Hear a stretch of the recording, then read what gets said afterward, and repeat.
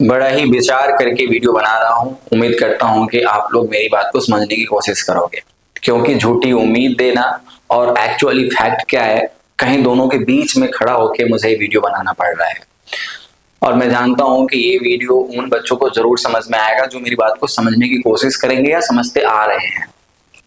कुछ परसेंटेज आप बच्चों की बात मुझे नहीं समझ में आती है, जो कि कहीं ना कहीं कमेंट में देखने को मिलता भी है। तो मैं चाहूंगा कि प्लीज आप लोग मेरी बात को ध्यान से समझने की कोशिश करें। मैं कोई भी कंट्रोवर्सी नहीं क्रिएट करना चाहता और ना ही इसमें पढ़ना चाहता हूं। मेरे वीडियोज का एम है टू स्प्रेड अवेयरनेस, लोगों के बीच में जागरूकता लानी है। लोग एक्चुअली मेरे वीडियोज से अपने एडमिशन को बहुत अच्छे से संपूर्ण कर सकें, पूरा कर सकें। साथ ही साथ जो यूनिवर्सिटीज के सीएसी मेंबर्स होते हैं, जो एडमिशन कमेटीज होती हैं, उनको भी मैं ये मैसेज देना चाहूंगा। अगर आपके मन में ये भाव है कि just like subscribe and views के लिए अगर मैं वीडियो बनाता हूं, तो आज आपको मेरे पूरे वीडियोज की एक बार हिस्ट्री चेक कर लेनी चाहिए। मेरे पास बहुत सारे ऑफिशियल्स किए गए मेल्स हैं, आप वो भी जानो, कम्युनिटी के पोस्ट जानो। मैं हमेशा वीडियो बनाने का जो अपना एम रखता हूं वो यही है कि बच्चों को जागरूक करना है। अगर मुझे सब्सक्राइब लाइक व्यूज के लिए वीडियो बनाने होते तो मेरे पास और भी हैं टॉपिक्स जिसपे मैं वीडियो बना के बेवजह कंट्रोवर्सी में पढ़ के बहुत नाम कमा सकता हूं, बदनाम भी कर सकता हूं।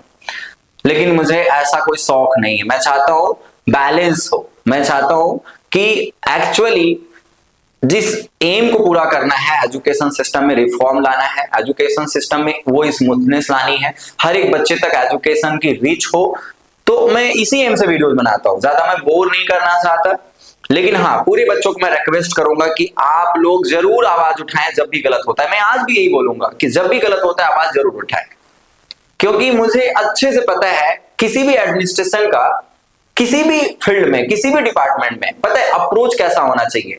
लॉ एंड ऑर्डर के साथ रूल्स के अकॉर्डिंग चलो, लेकिन अप्रोच इथिकल एंड मोरलफुल होना चाहिए।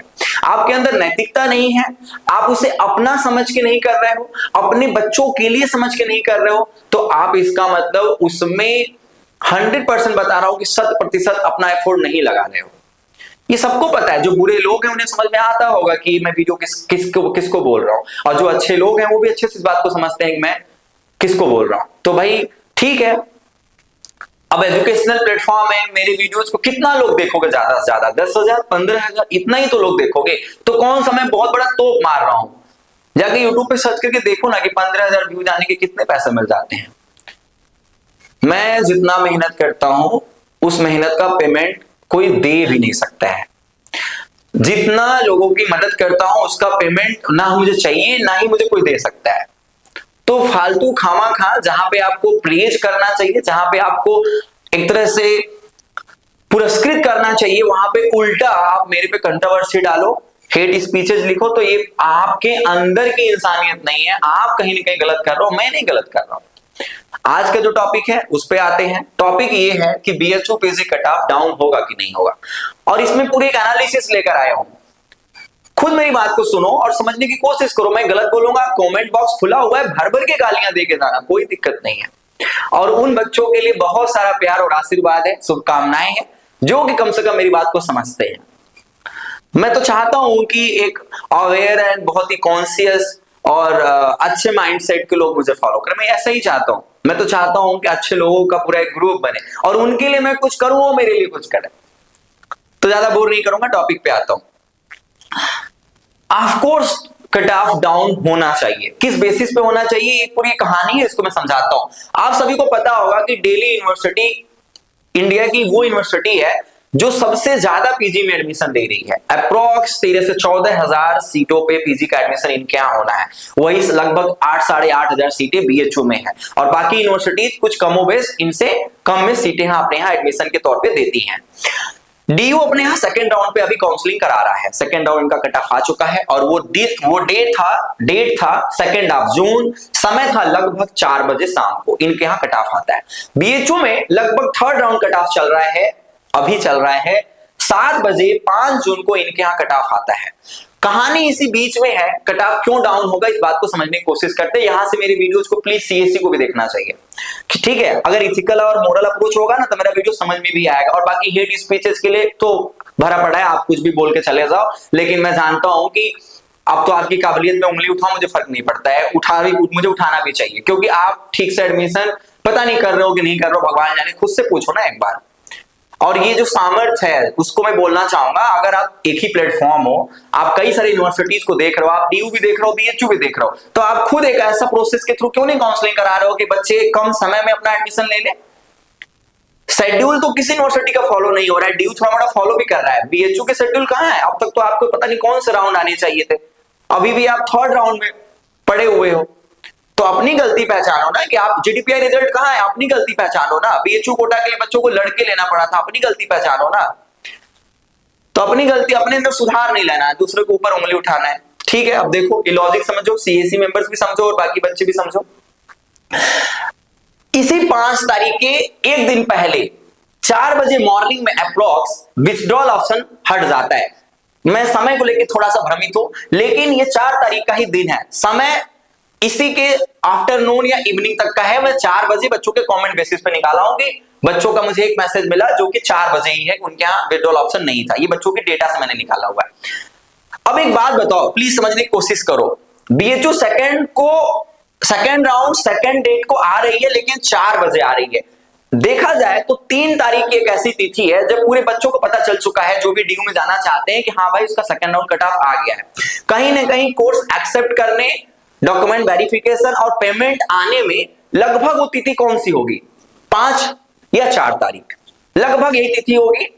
यानी कोई बच्चा जो कि डीयू में जा रहा है और वो ऑलरेडी बीएचयू के सेकंड राउंड से सीट ले चुका है, थर्ड अभी नहीं, सेकंड राउंड में सीट ले चुका है, वो यहां से सीट तब विड्रॉल करेगा जब यहां पे वो पेमेंट कर देगा। कोई बच्चा ऐसा नहीं है कि बस कट ऑफ देख के 2 तारीख का वो वहां से विड्रॉल कर लेगा।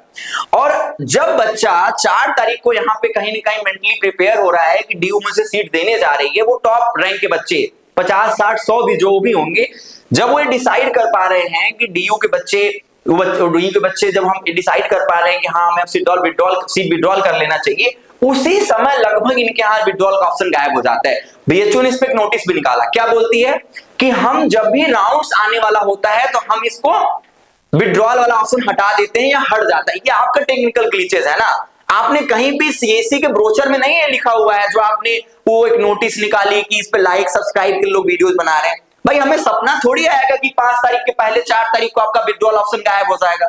आप बताओ ना मुझे कि ये आपने कहीं भी ये बात नहीं बताई थी, ये बाद में बताया आपने उस नोटिस में, पहले नहीं बताया था। इसीलिए मैंने वीडियो बना के बोला कि विड्रॉल ऑप्शन अचानक से क्यों हटाया गया, क्योंकि ये पैनिक सिचुएशन है। इसी समय मेरे पास अचानक से मैसेज आने लगा बच्चों के, जाकर कम्युनिटी चेक करो, बच्चों के मैसेज आने लगे कि सर मैं डीयू में एडमिशन ले चुका हूं, मुझे विड्रॉल से यहां से विड्रॉल करना है। तो बच्चे एडमिशन विड्रॉल कब करते हैं? बच्चे करते हैं, अब आपने 5 जून को अपना कट ऑफ ला दिया। अब एक बात बताओ, विड्रॉल ऑप्शन अभी गायब है उनके पास, जब 5 को आपका कट ऑफ आ रहा है तब क्या हो रहा है? तब आप अपना विड्रॉल ऑप्शन में दे रहे हो। तो इसका मतलब कि इस थर्ड राउंड कट ऑफ में तो जो बच्चे डीयू में गए हैं अभी उनकी सीट कंसिडर ही नहीं हुई है, लॉजिकली देखा जाए तो, क्योंकि आपने अभी तो सीधे 5 को हमने कट ऑफ ला दिया और ये बच्चे अभी वहां पेमेंट करके अपने आप को फिक्स कर रहे हैं, और उसी समय आपने विड्रॉल ऑप्शन विड्रॉल करके रखा हुआ है, 5 को आप विड्रॉल ऑप्शन दे देते हो। तो भाई ये जो भी 150, 60 बच्चे हैं वो तो अभी शिफ्ट ही नहीं किए हैं बीएचयू में, बीएचयू से शिफ्ट करके डीयू में गए ही नहीं है, सीट अभी यहां रिमेनिंग अब हो जाएगी। तो एक एक नंबर, यानी बीएचयू का सेकंड और थर्ड राउंड कट ऑफ लगभग सेम ही है, कुछ कोर्सेज में सेम ही है, एक नंबर का भी बस वहां पे चेंजेस आया है। क्यों आएगा एक नंबर का बस चेंज? क्योंकि बच्चे अभी शिफ्ट ही नहीं हुए हैं।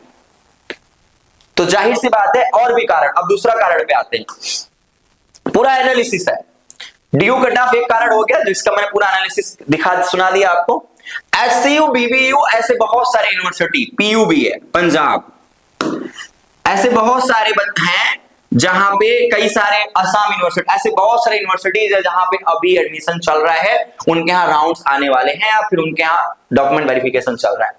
ये बच्चे जाएंगे यहाँ पे। अभी आप सोचोगे कि सर आप बस यही क्यों सोच रहे हो कि बीएचयू से ही लोग जाएंगे? बीएचयू में लोग आना भी तो चाहेंगे भाई। ये दोनों एस्पेक्ट तो मैं देख के चल रहा हूं, और जहां तक मैं डीयू में जानता हूं, डीयू बच्चे ज्यादा जाना चाहते हैं, निकलना कम जाना चाहते हैं, मैक्सिमम केसेस भी। और बीएचयू और डीयू में मैक्सिमम बच्चों की चॉइसेस कहीं ना कहीं अपने सीट को फिक्स करने की थी, क्योंकि बीएचयू अपने राउंड पहले लेके चल रहा है, तो बच्चे पहले जहां सीट मिल रहा था वहां फिक्स करेंगे। अब बाद में कहीं आ रहा है तो ज्यादा चांसेस है कि पहले बीएचयू में पेमेंट करके सीट को फिक्स की गई है कि हाँ कहीं ऑप्शन मिल जाएगा तो चले जाएंगे, नहीं तो बीएचयू ले लेते हैं। तो एज ऑप्शन फिक्सिंग हुई है ना। जीडीपीआई का रिजल्ट आना बाकी है। ये जीडीपीआई का जो रिजल्ट है ये किस बेसिस पे पता है? ये कॉमन पेपर के थ्रू है, कॉमन पेपर के थ्रू है। ये कॉमन पेपर है भाई। जब ये कॉमन पेपर है तो आप ही बताओ कि कॉमन पेपर का बच्चा कोर सब्जेक्ट से कहीं ना कहीं अपना एडमिशन विड्रॉल करके जीडीपीआई में जाना चाहेगा। अगर यहां 100 सीट है तो 20 से 25 बच्चा ऐसा हो सकता है जो जीडीपीआई से अपना एडमिशन विड्रॉल जीडीपीआई में आए कोर सब्जेक्ट से। यहां पे भी कट ऑफ डाउन होने की एक चांसेस है। ये जब भी आएगा इस पे आप लोग मुझे कमेंट करना कि आपका क्या इस पे राय है जीडीपीआई रिजल्ट को लेके। और बीएचयू कोटा भी एक रिस्पॉन्सिबल फैक्टर है। आप मेरी बात को शायद समझ पा रहे होंगे कि मैं आपको क्या कहने की कोशिश कर रहा हूं। मैं आपको ये कहने की कोशिश कर रहा हूं कि अगर किसी भी सिस्टम का अप्रोच इथिकल और मोरल होगा तो बच्चों का भला ज्यादा हो सकता है, ना कि आप वो धौस दिखाओ अपने पावर का, अपने कुर्सी का कि हम बड़े अच्छे हैं और हमारा काम बड़ा स्मूथली है। खुद से पूछो ना कि आप कितने अच्छे हो, आप सच में अच्छा काम कर रहे हो कि नहीं कर रहे हो। बच्चों को जितनी परेशानियां झेलनी पड़ी वो बच्चों को पता है और आप अच्छे से महसूस करते हो, बस उस पर आप बोलना नहीं चाहते हो क्योंकि आपको ये दिखाना है कि हमने तो एडमिशन की पूरी सीट फुल कर दी। वो तो अंत बताएगा ना कि फाइनली आपने सीट कैसे फुल की और किन कारणों पे की, कितनी आपको भी जद्दोजहद करनी पड़ी, कितने बच्चों को परेशानियां झेलनी पड़ी, कितना बच्चे अभी परेशानी झेल चुके हैं। बच्चों एक बार अपना कमेंट डालना ना इस वीडियो में कि सीएससी अगर मेंबर्स पढ़ते हैं तो उन्हें समझ में आए कि एक्चुअली आपने कितनी ग्लिचेस क्रिएट किया हुआ है। मेरे को कौन सा शौक लगा है कि मैं आपकी कमियों को बताऊं। मैं कमियां इसलिए बताता हूं कि आप अपनी कमियों को जान के बदलाव करो अपने अंदर। आपको तो मेरे से खुश होना चाहिए कि मैं आपकी अगर कमी बताता हूं तो कम से कम आप अगर उसको सही करोगे तो बच्चों के एडमिशन स्मूथली हो जाएंगे। आपका भी सीट फुल, बच्चे भी खुश, मैं भी खुश, सब बढ़िया। महादेव महादेव महादेव, बढ़िया, कितना बढ़िया हो जाएगा। तो प्लीज मेरा जितने भी शिक्षाविद हैं, जितने भी काउंसलर हैं, ये जितने भी पैनल में और कमेटी में बैठने वाले मेंबर्स होते हैं, प्रोफेसर होते हैं और बीएचयू के और बाकी यूनिवर्सिटीज के जो वीसी हैं, रजिस्ट्रार हैं, जितने भी बड़े लेवल के ऑफिसर्स हैं, इन सभी से निवेदन है कि प्लीज बच्चों को हमेशा से परेशानियां झेलनी पड़ी हैं। ऑलरेडी सीयूटी के नाम पे पेपर एक तो कराया गया लेकिन अलग अलग बैरिकेडिंग पे इनसे खूब चाप के पैसे लिए गए हैं। तो आप एक ऐसा कम से कम मोरल वैल्यूज पे ऐसा काम करो कि इन बच्चों को ना ज्यादा पैसे झेलने पड़े, ना ही प्रेशर झेलना पड़े, ना ज्यादा पैसा का भुगतान करना पड़े और ये फाइनली अपना एडमिशन ले ले। कई सारे देश में ऐसे बच्चे हैं, मेरे पास ऐसे बच्चों के मैसेज भी आते हैं। एक बच्ची का कहानी बताता हूं, बहुत छोटा सा स्टोरी है, बोरिंग वीडियो हो गया होगा तो भी सुन लेना। यूजी में वो बच्ची बीएचयू में एडमिशन नहीं ले पाई आज के 3 साल पहले। पता है क्यों? क्योंकि उसके पास पैसे नहीं थे। उसने एडमिशन अपने ही कहीं पे ले लिया, अपने शहर में, अपने गांव में, जहां भी लेना था। पीजी में वो फिर से एग्जाम देती है और बीएचयू के सेकंड राउंड में शायद उसको एफिलिएटेड कॉलेज मिल जाता है 26,000 पेमेंट के साथ। कोर्स मुझे याद नहीं है, कुछ 26,000 पेमेंट के साथ। और वो लड़की फिर से एडमिशन नहीं ले सकती क्योंकि उसके घर में पैसे की प्रॉब्लम है।